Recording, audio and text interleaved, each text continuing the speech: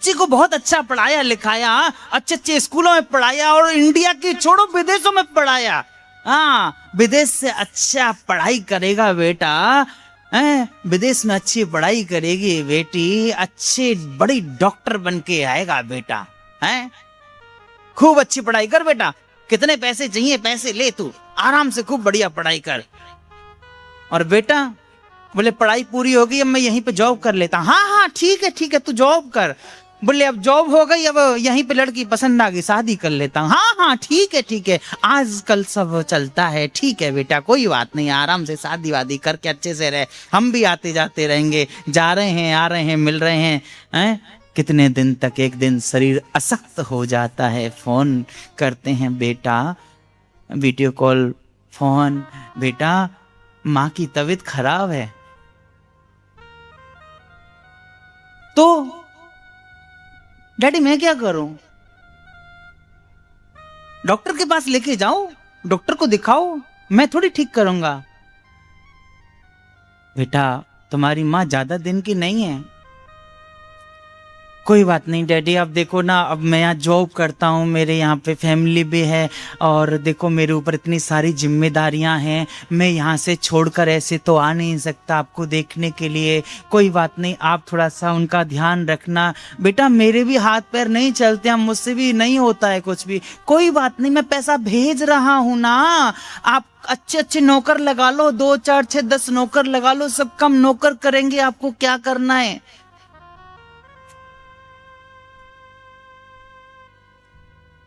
नौकर काम नहीं करते हैं, वो तो केवल पैसे के बदले अपना काम करते हैं। वो बेटा और बेटी की कमी पूरा कर सकते हैं कोई, हैं?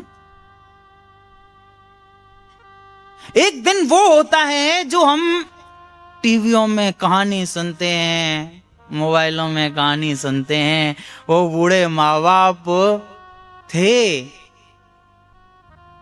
जिस घर में रहते थे, उस घर का दरवाजा 15 दिन बाद खुला, जिस घर में से बदबू आई, अंदर से स्मेल आई, तो दरवाजा तोड़ करके खोला गया, देखा गया तो दोनों की दोनों मरे पड़े हैं।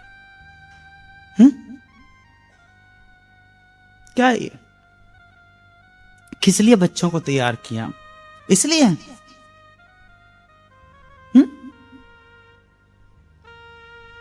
बेटे को पड़ोसी ने फोन किया, तुम्हारे माता पिता की डेथ हो गई है। बेटे ने तुरंत, वो होते हैं ना वो इवेंट मैनेजर, उनको खोज करके निकाला फ्रेंड से और उनको बोला कि मेरे माता पिता के अंतिम संस्कार की सारी तैयारियां करके रखना, मैं आऊंगा और मेरे पास ज्यादा समय नहीं होगा। इवेंट मैनेजर को बोल करके माता पिता जो मर चुके थे उनके अंतिम संस्कार की सारी तैयारियां करा। और जब आया, आकर के फोन, अरे मैं वहां पहुंचने में मुझे देर हो रही है, कुछ हो सके तो खुद ही कर दो। बोले नहीं, कुछ संस्कार तो बेटा आपको ही आके करने पड़ेंगे। ठीक है मैं आ जाता हूं, तो थोड़ा वेट करना। आ करके बोले सुनो, मुझे ना मेरी तुरंत 15 मिनट में फ्लाइट है, मुझे तुरंत निकलना पड़ेगा। पहले तो तुम अपना ये बताओ, तुम्हारा हिसाब कितना हुआ, तुम्हारे कितने पैसे हुए, और पैसे पहले पकड़ो और फिर उसके बाद में क्या क्या क्रियाएं होती हैं वो फटाफट मुझसे कराओ, और मुझे तुरंत निकलना, नहीं मेरी फ्लाइट छूट जाएगी, वहां पे मेरी बहुत अर्जेंट मीटिंग है। इवेंट मैनेजर बोला एक काम करो, पैसे तो सब मैंने खर्च कर दिए और मैं कर दूंगा। माता पिता थे तुम्हारे, वो तो अब चले गए, वो कौन सा कुछ देखने को बैठे हैं। उनकी कपाल क्रिया वगैरह भी जो है ना, वो सब भी मैं ही कर दूंगा। तुम्हारी मीटिंग छूट जाएगी, तुम जाओ। मैंने कितने माँ बापों का ऐसे संस्कार किया है, तुम जाओ, तुमको देर हो जाएगी, तुमने दर्शन कर लिए ना अपने माता पिता के, बस इतना ही तुम्हारे लिए काफी है। लेकिन तुम्हारी अर्जेंट मीटिंग छूट जाएगी, फटाफट चले जाओ। उस बेटे को समझ में आया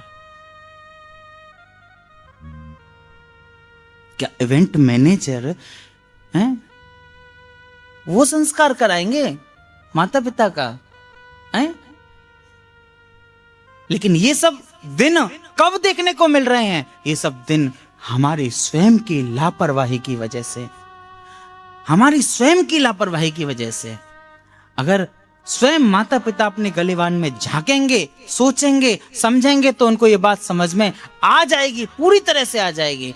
और जिस दिन ये बात आपके समझ में अच्छे से आ गई, बस आपका घर, आपकी वो कोठी, आपका वो बंगला, आपका वो फ्लैट,